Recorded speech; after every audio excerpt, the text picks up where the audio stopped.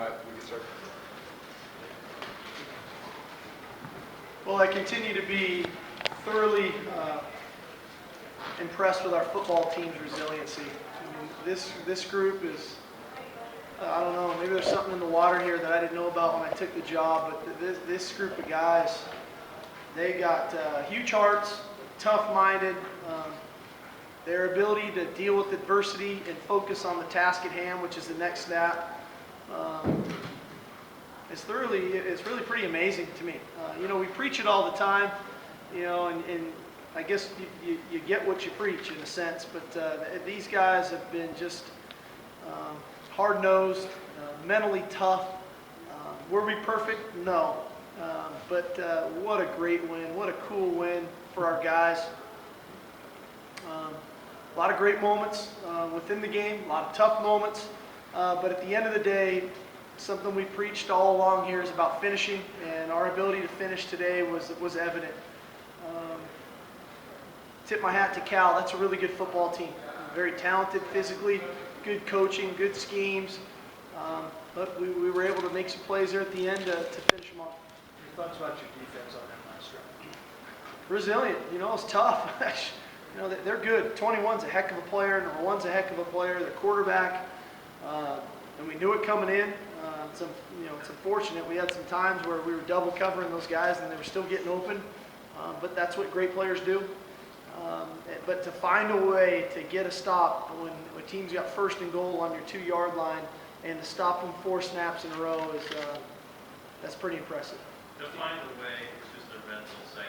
The defense has been criticized, but how important was this game for them today? Well, it was huge. Second half, 3 points. You know, I wish we didn't have the 2 turnovers in the second half offensively, because I think we had some things that we could do. We kind of shot ourselves in the foot there with the 2 fumbles.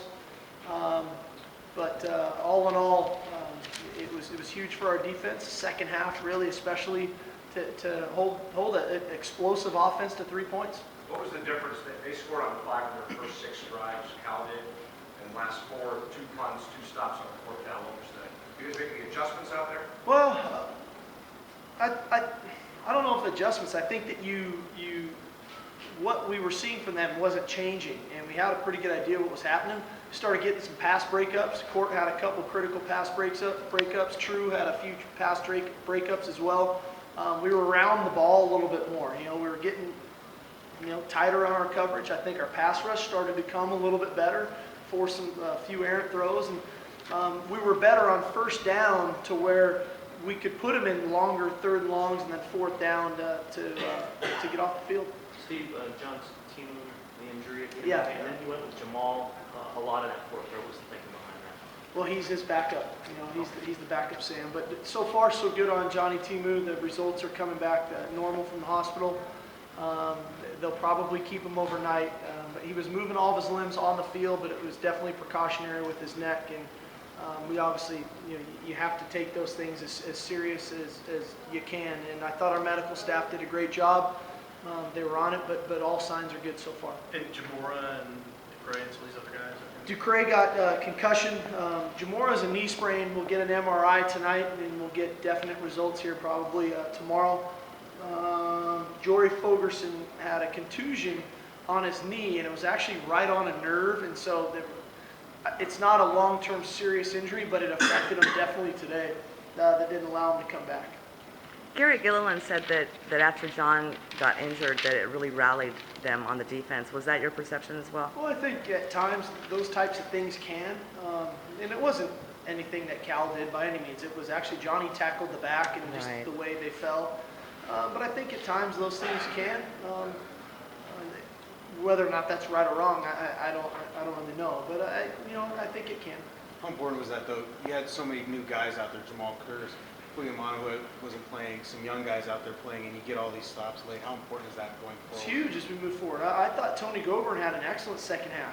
I thought he played really well coming and playing outside. I thought Shirley did some nice things today, applying some pressure. Andrew Hudson,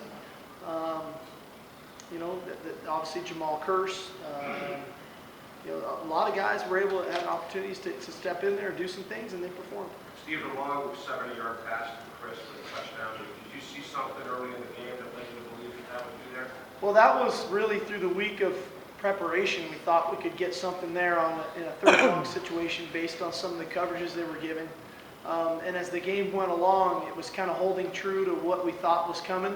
We had a few third and longs there that we had to deal with, and it just felt like the timing was right to make the call.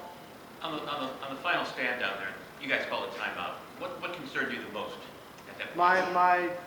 My idea behind the timeout there was, I actually tried to call two, but Cal beat me to the punch on the play before, is if they score, if they do make the 2-point conversion, I want to give ourselves a chance to go down and kick a field goal to win the ball game is the reason I was taking the timeout. Sark, were you surprised that the Cal took that penalty, not that it was a holding penalty, and he ended up converting like it was second half later, so the second turnover?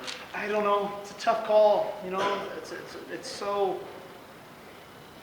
Yeah, it's tough. It's just one of those hard ones. Hindsight's 20/20. You can always question the call after, but I wasn't surprised by it.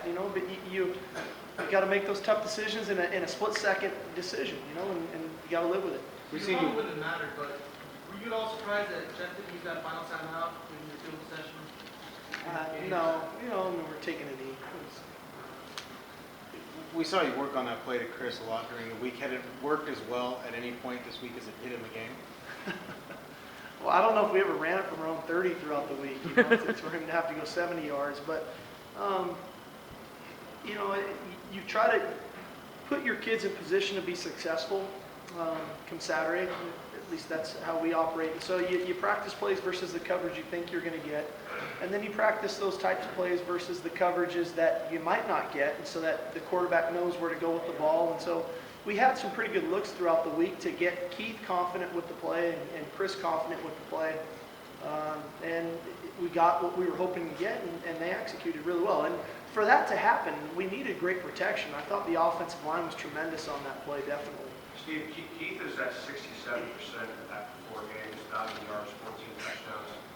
Is there even maybe a small part of you that's a little bit surprised how well he's playing after 4 games? Or do you honestly expect those numbers? No, I don't know. Numbers are numbers. The end result is just the number.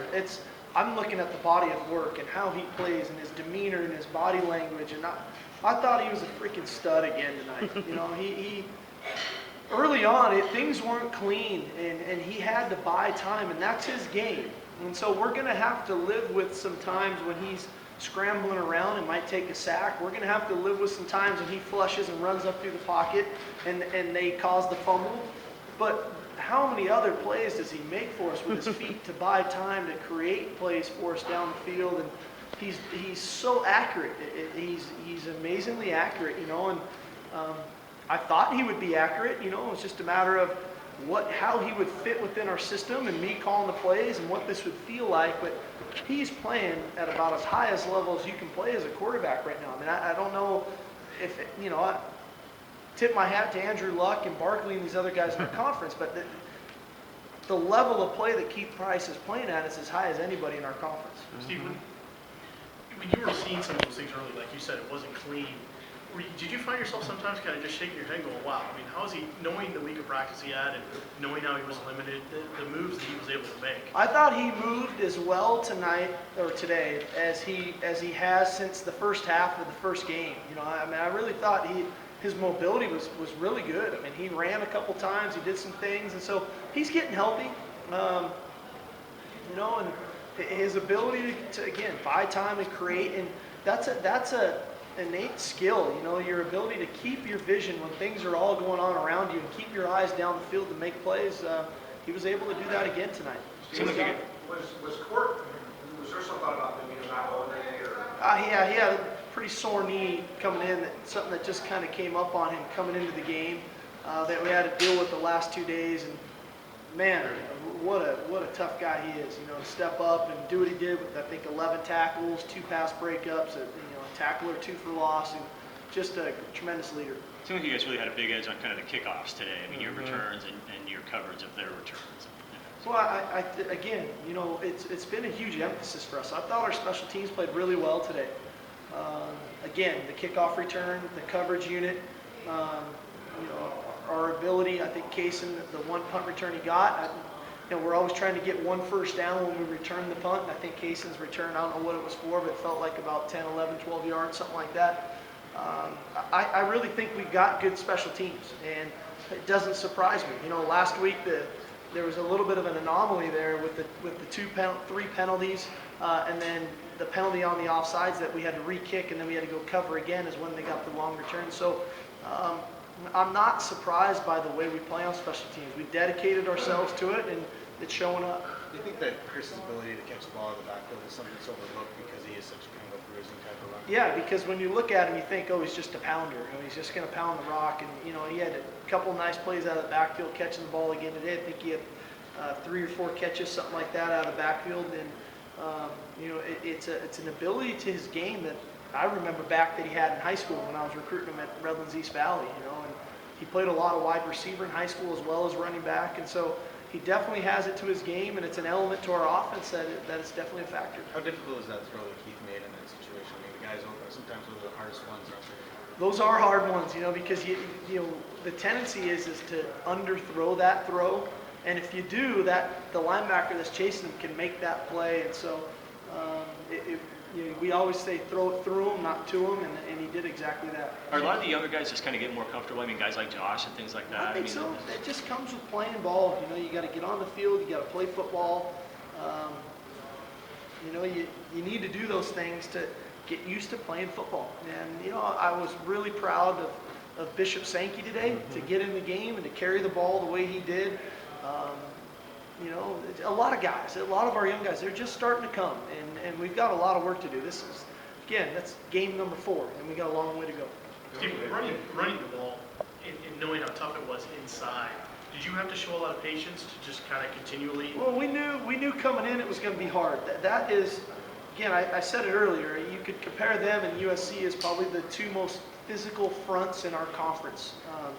Their front 7 is physical at Cal, and they're deep, and they've got a lot of players and a lot of people, and they're good.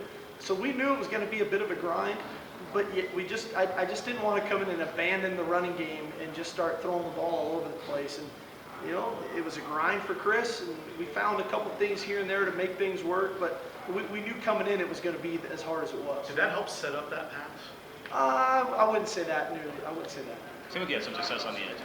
We had a little success on the edge. We had a couple toss plays that were able to get out on them, a couple of zone read things that were able to go. And I'd like to think our zone read stuff with Keith is only going to get better as he gets more healthy. He had a couple opportunities there to pull the ball, and when he did, I don't know where his comfort level quite was yet. He kind of got what he could get and then kind of went down. So as he gets healthy, I think that aspect of the game will only help us as a whole offense. We tried. We went with Sione. We saw Lawrence Lagafuena. We saw Danny Shelton out there. We saw Andrew Hudson. We saw Josh Shirley. A lot of guys played, and I think I'd like to think that made it a factor at the end, that those guys, when Everett and Alameda and those guys were in there at the end, they were fresh enough to make those plays that they were able to make. I would imagine so, yes. Much players are all passes to both new Cals and up line. Is that an asset? Well, we wanted to. When you've got a player in Chris's caliber, you're continually trying to find ways to get him the ball. And we knew it was going to be tough sledding, running, and I just wanted to make sure we had enough ways to get him the ball so that he could be the playmaker that we know he's capable of being, and not just running in between the tackles. And so, the opportunities were there, we thought, to get him the ball in the backfield, and it paid off for us.